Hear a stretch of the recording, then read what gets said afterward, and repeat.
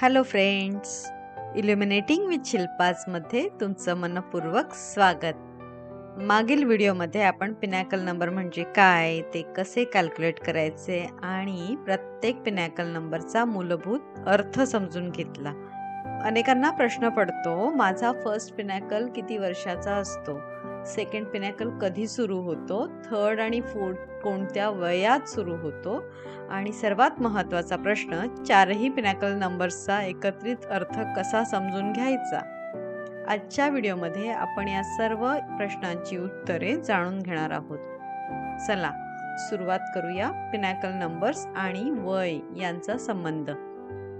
न्यूमरॉलॉजीमध्ये प्रत्येक व्यक्तीच्या आयुष्यात 4 महत्त्वाचे पिनॅकल्स असतात. पण हे 4 टप्पे प्रत्येकासाठी एकाच वयात सुरू होत नाहीत. त्यासाठी आपल्याला लाईफ पाथ नंबरची मदत घ्यावी लागते. फर्स्ट पिनॅकल कसा शोधायचा? त्यासाठी एक अतिशय सोपं सूत्र वापरलं जातं, 36 वजा लाईफ पाथ नंबर. या सूत्रातून फर्स्ट पिनॅकल कोणत्या वर्षापर्यंत राहील हे समजतं. उदाहरण, समजा एखाद्या व्यक्तीचा लाईफ पाथ नंबर 5 आहे. 36 वजा 5 बरोबर 31. याचा अर्थ फर्स्ट पिनॅकल हा वयाच्या 31व्या वर्षापर्यंत राहील. सेकंड पिनॅकलचा कालावधी 9 वर्षाचा असतो. जर फर्स्ट पिनॅकल 31व्या वर्षी संपत असेल तर सेकंड पिनॅकल 32व्या वर्षी सुरू होईल आणि 40व्या वर्षापर्यंत राहील.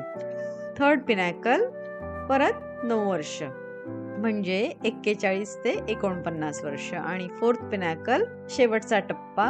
या उदाहरणात तो 50व्या वर्षी सुरू होईल आणि आयुष्यभर राहील. आणखीन एक उदाहरण घेऊया. समजा लाईफ पाथ नंबर 8 आहे. 36 वजा 8 बरोबर 28. तर फर्स्ट पिनॅकल जन्मापासून 28 वर्षापर्यंत. सेकंड पिनॅकल 29 ते 37 वर्षापर्यंत. थर्ड 38 ते 46 वर्षापर्यंत आणि फोर्थ पिनॅकल 47 नंतर पूर्ण आयुष्यभर. आणखीन एक महत्त्वाची गोष्ट लक्षात ठेवा. Personal year number, pinnacle number, challenge number आणि इतर टाइम सायकल कॅल्क्युलेशन समजून घेताना वाढदिवस खूप महत्त्वाचा असतो. उदाहरणार्थ, समजा एखाद्या व्यक्तीचा वाढदिवस 15 मार्च आहे आणि आपण 2026 मधील सायकल पाहत आहोत.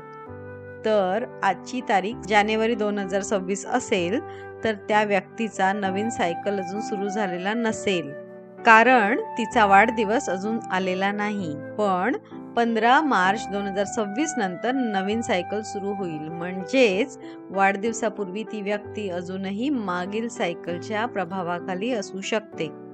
चारही पिनॅकल नंबर्सचा एकत्रित अर्थ कसा समजून घ्यायचा? चला एक उदाहरण पाहूया. समजा एखाद्या व्यक्तीचे पिनॅकल नंबर आहेत 2, 1, 3 आणि 3. फर्स्ट पिनॅकल 2 या टप्प्यात रिलेशनशिप, पेशन्स आणि कॉपरेशन यांना महत्त्व मिळू शकतं. हा काळ इतरांसोबत जुळवून घेण्याचा असू शकतो. सेकंड पिनॅकल 1 यानंतर 1 ची ऊर्जा सुरू होते. या काळात इंडिपेंडन्स, लीडरशिप, सेल्फ कॉन्फिडन्स यांना महत्त्व मिळू शकतं. स्वतःचे निर्णय घेण्याची वेळ येऊ शकते. थर्ड पिनॅकल 3 या टप्प्यात क्रिएटिव्हिटी आणि कम्युनिकेशन यांना महत्त्व मिळू शकतं. नवीन कल्पना, नवीन संधी आणि स्वतःला व्यक्त करण्याची इच्छा वाढू शकते. फोर्थ पिनॅकल 3 या टप्प्यातील 3 ची ऊर्जा कायम राहते, पण यावेळी व्यक्तीकडे अनुभव असतो, त्यामुळे ती व्यक्ती स्वतःला अधिक प्रभावीपणे व्यक्त करू शकते. आणखी एक उदाहरण, 5, 7, 8 आणि 9. 5 म्हणजे बदल, 7 म्हणजे ज्ञान, 8 म्हणजे यश आणि 9 म्हणजे पूर्णत्व.